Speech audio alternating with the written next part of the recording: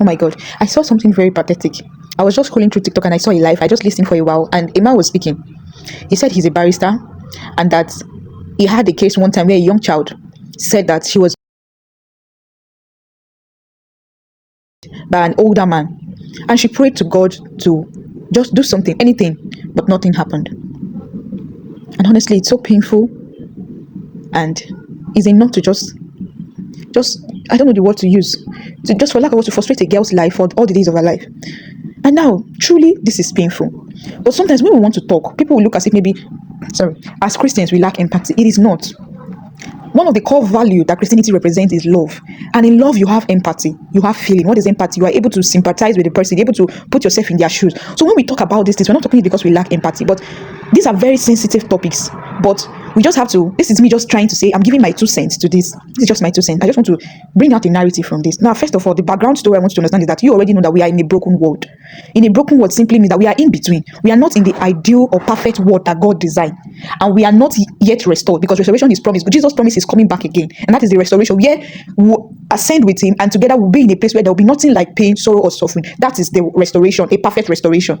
So we are in between the fall of man. Before the ideal world God created, man fell, which is Adam, representing the whole humanity. Because people will ask because that why did Adam sin? And Adam sinned, everybody, and because Adam sinned, then everybody's not suffering. It's just like they're doing something. Let's say, for example, in a school, and they are doing a debate. What do? They will pick one person from that school, pick another person from another school, pick another person from another school. Everybody comes to debate. If that person wins the debate, what will they say? They will give the glory to the whole school. Is it the whole school that made that debate or made the competition? No, it's just one person, but that one person was standing as a representative for the whole school. So if the person failed, the whole school failed. Adam represents humanity. Adam is not just a man, it's representing humanity. Adam is the foundation of humanity. He's the first man representing humanity, and Jesus is the second Adam representing humanity. I don't know if you understand. So anything that Adam and Eve did representing the whole humanity affect the whole creature, affect the whole everything. Bodies are affected, life affected, systems affected, culture affected, health affected, creation affected, creatures affected, everything. So Adam's fall deviated from God's ideal design of a perfect world.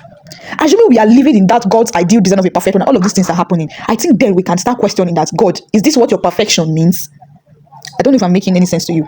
Assuming there was no fall and we are in the perfect world promised by God, and things like this happen, then we can now fully question and audaciously question God. Is this what your perfect world means? Is this what perfect? Is this your kind of perfect? You said you are loving. Is this the perfect love you give? But no, we are no longer in that perfect world as originally designed by God.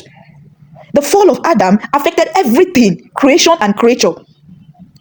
I don't know if you get. And the reward for sin is death. So what am I trying to explain now is that if God, because what made me say I'm going to do a video, people were not saying that, why did God not intervene? As pathetic as the situation is, an emotional situation is, I also want you to understand that if God decides to intervene for every time that we sin, I hope you know everybody will be dead. Because the reward for sin is what? Is death. So when God, he's sovereign and he does what he pleases. But we have that understanding that in what God pleases, one of his major character is love and justice. I don't know if you're understanding me. You see, this whole thing about God is a complex thing. If we can use this our small brain to be able to completely understand God, then he is not God.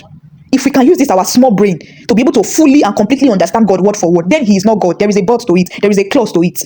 But the reason why there are things that we cannot fully word for word explain is reserved for God, and maybe later when restoration is complete, that is where it reveals our limitation as human and reveals God's powerful nature as God. Now, as pathetic as this thing is, I just want you to understand that this is as a result of a broken world. Why God did not intervene is left for only God alone. Only him knows why he did not intervene.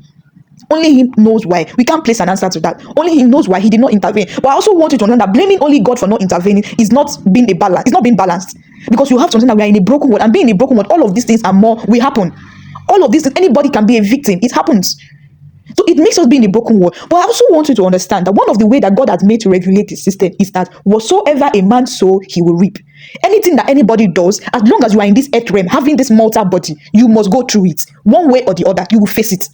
You cannot escape it, because the church somehow preach about God's mercy and restoration and forget that for everything you do, even when you repent, the highest that God will do is to support you through the consequences. See, let me tell you something. Every action you make, there is a consequence attached to it that you do not see. You're only seeing the action you make. Oh, let me just do this thing. Let me just grape this girl. Let me just grape her. Nothing will happen. Nobody's there.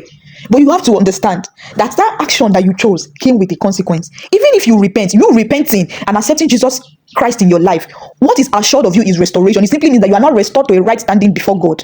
Meaning that if rapture happens, because you are now a right standing with God, you will make heaven. But as long as you are in this earth realm, you see the consequence of that action you took, you will go through it. And God, in him being just, will not avoid it. The highest he can do for you is to help you be present with you while you are going through it, but that you will not go through it is a lie. Because the church is not trying to, like, when you hear pastors preach, sometimes they are trying their best. It's not easy. Honestly, it's not easy because this spiritual thing is complex. So sometimes it's not easy to be teaching. And but I'm just here to create a balance that every action you take and you feel like after you do it, you kill people, you kidnap, you grape, any evil you do, I think that you can then later. So people will say after I've seen, then when I'm now about to die or I'm old, I will come back and ask God for mercy. You are lying, no. You are lying. As long as God is just, you must face the consequence. You must. So you have to come to that understanding that that person that you are hurting, there is a consequence. You repenting does not remove the consequence. It only restores your right standing before God. Meaning that God now recognizes you as, okay, this one now is back to me.